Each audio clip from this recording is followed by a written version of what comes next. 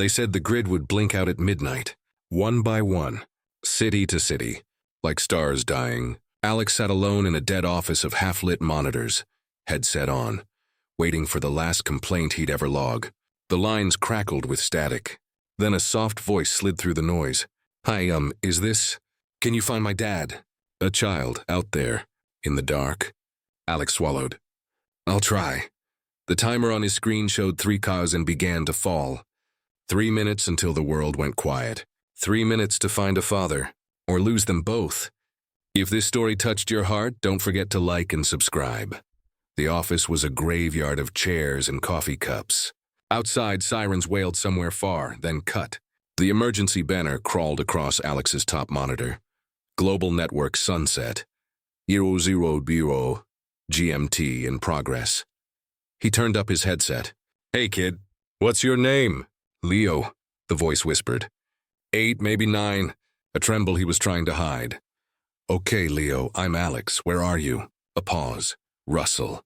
He could hear breaths, the frightened kind that come in tiny sips. In a stairwell. The lights went out. My mom told me to wait here. She went to get Dad. He works late.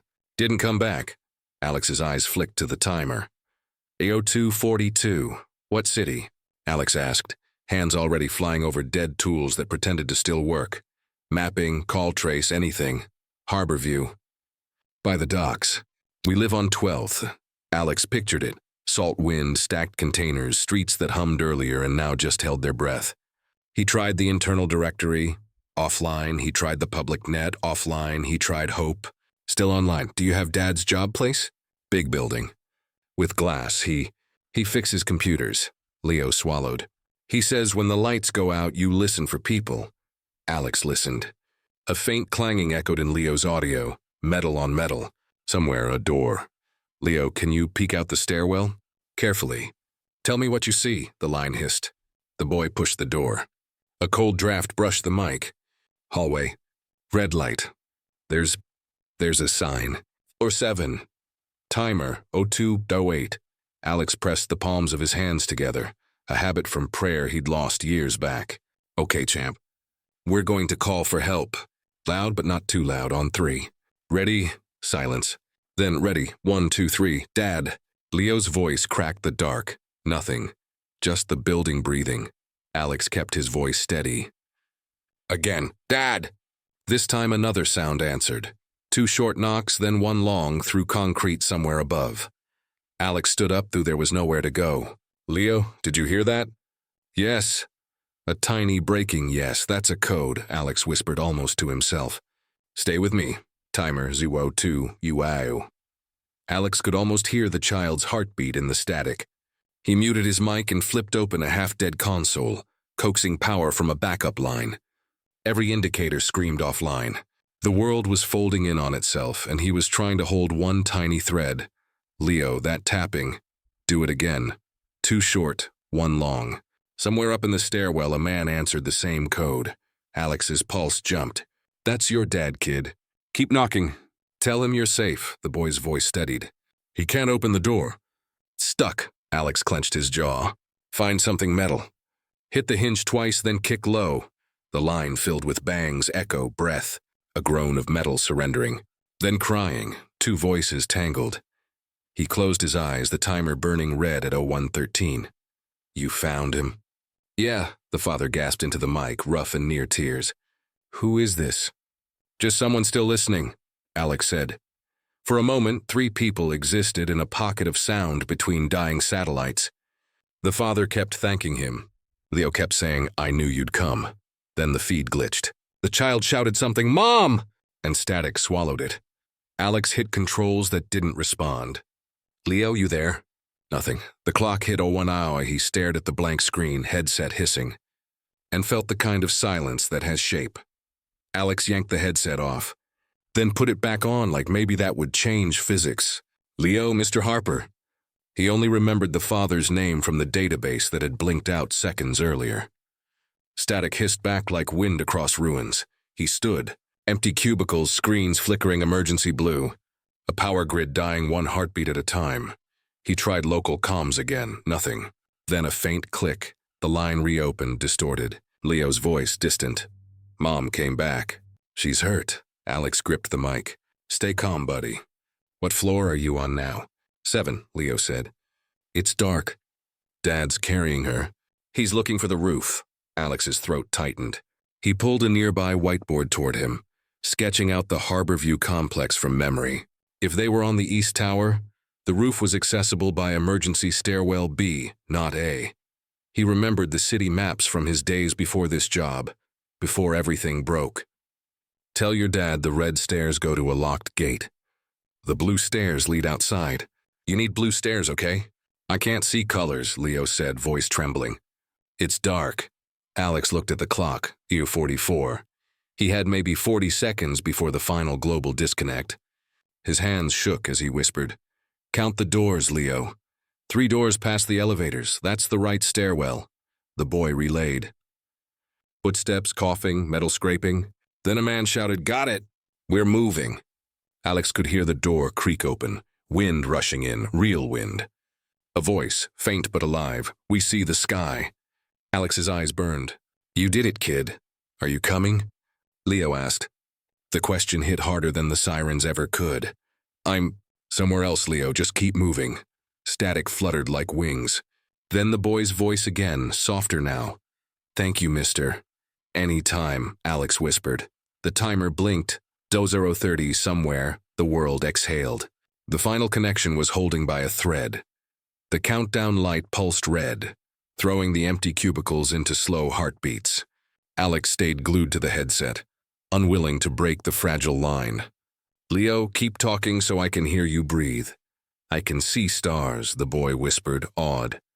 They look like they're moving. That's the wind playing tricks, Alex said. He wished it were true. The solar winds that had shredded satellites now licked at the atmosphere like fire. A faint hum crept into the channel. Then a man's voice, weak but clearer than before. This is Mark Harper. Whoever you are, thank you. You got us to the roof. Alex smiled through tears he didn't notice. Just glad you're not alone up there. The timer read, 12. Mark's breathing turned ragged. We can see helicopters heading south. Maybe rescue. You go with them, Alex said. Stay in the open till dawn. Keep your son close. Leo's small laugh bubbled through static. You sound like my teacher. Maybe I was one once, Alex murmured. The words slipped out before he could swallow them. What happened? Leo asked. He almost told him. About the classroom lights going out, the students scattered, the family he never reached again. But there was no time. I just stopped listening, he said instead. The timer hit 0005, the lights dimmed around him. Power thrummed once, like a giant sigh. Mark's voice came again. You've got a name, man? Alex Mercer, the boy said. Bye, Alex. Static surged. The monitors blinked black. For half a second, every screen in the room lit with a map. Tiny green dots fading one by one until only one remained. Harborview Tower roof. Then it too vanished. The hum died. The earth went silent. Alex took off his headset and stared at the dark window. The stars were still there, moving slowly. He whispered, Stay safe, kid, in the distance. Faint light flickered like someone waving a flashlight to the sky. He smiled. For the first time in his life, Alex heard what silence really sounded like. Not the pause between noises, but the world emptied of every hum and ping that once connected it. No phones, no radio, no satellites. Just the quiet creak of a building learning how to breathe without power. He sat in the half-dark headset still around his neck, staring at the frozen clock on his screen. Oh.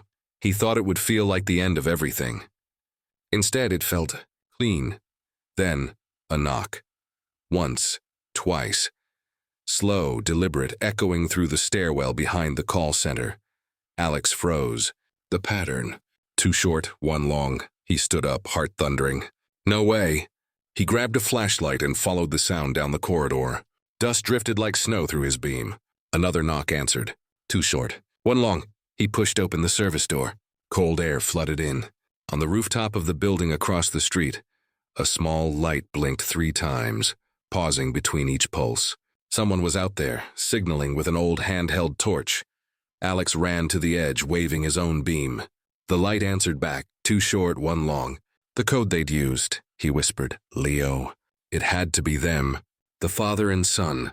They'd made it through the collapse. Alex's throat tightened, but he laughed. The first real sound to break the silence. He pressed the headset's dead mic to his mouth anyway. Good job, kid. Told you the stars were still moving.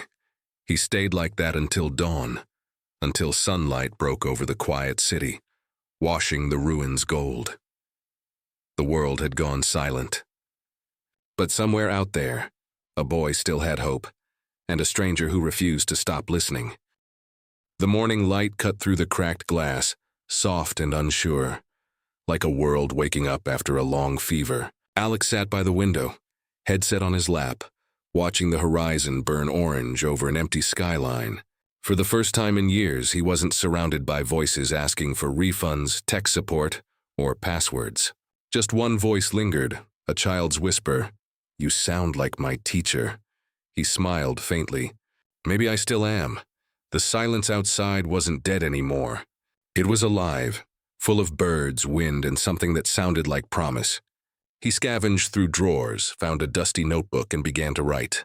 Not a report, not a call log, just words. If anyone hears this, I was here. The line held until the end. We weren't alone.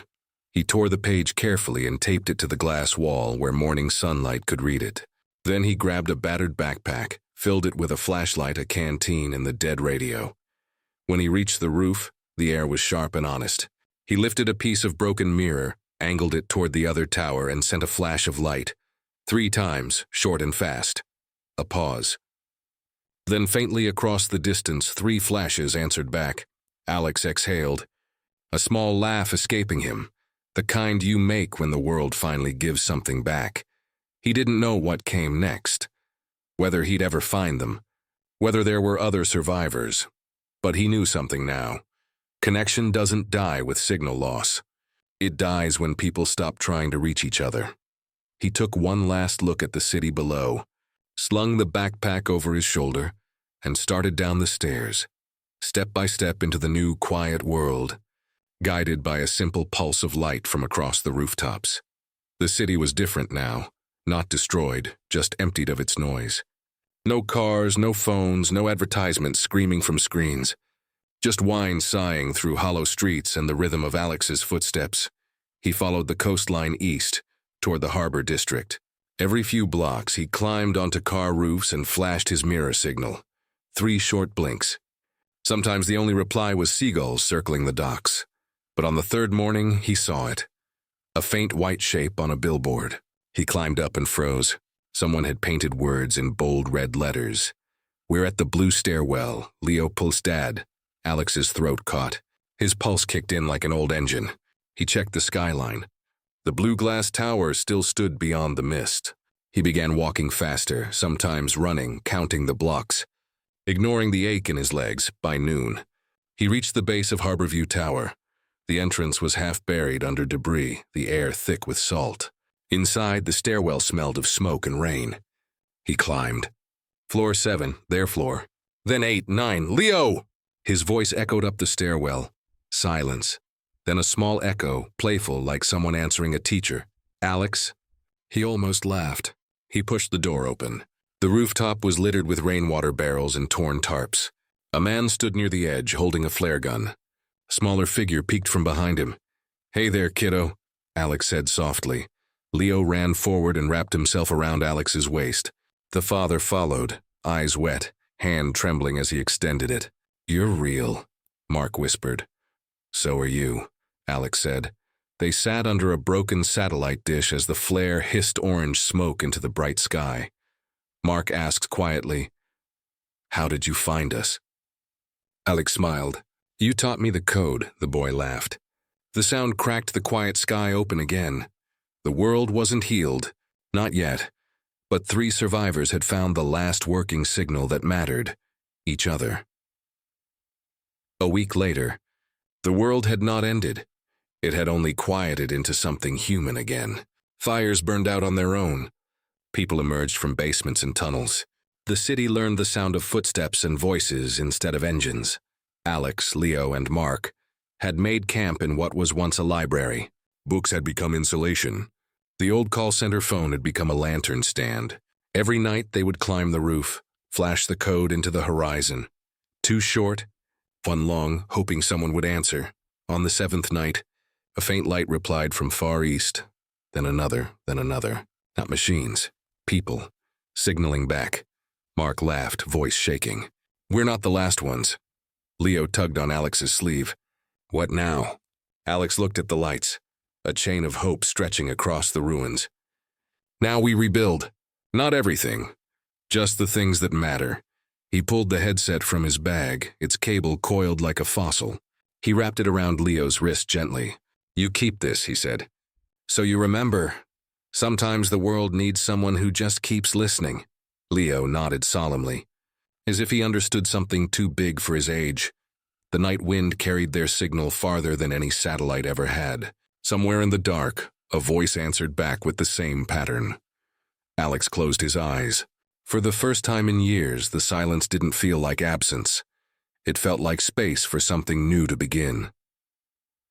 When the world went silent, what saved it wasn't power or technology. It was one man who kept listening. Alex learned that connection isn't built on networks or wires, but on compassion. Even in total darkness, one voice calling out for another can keep humanity alive. Silence only wins when no one answers.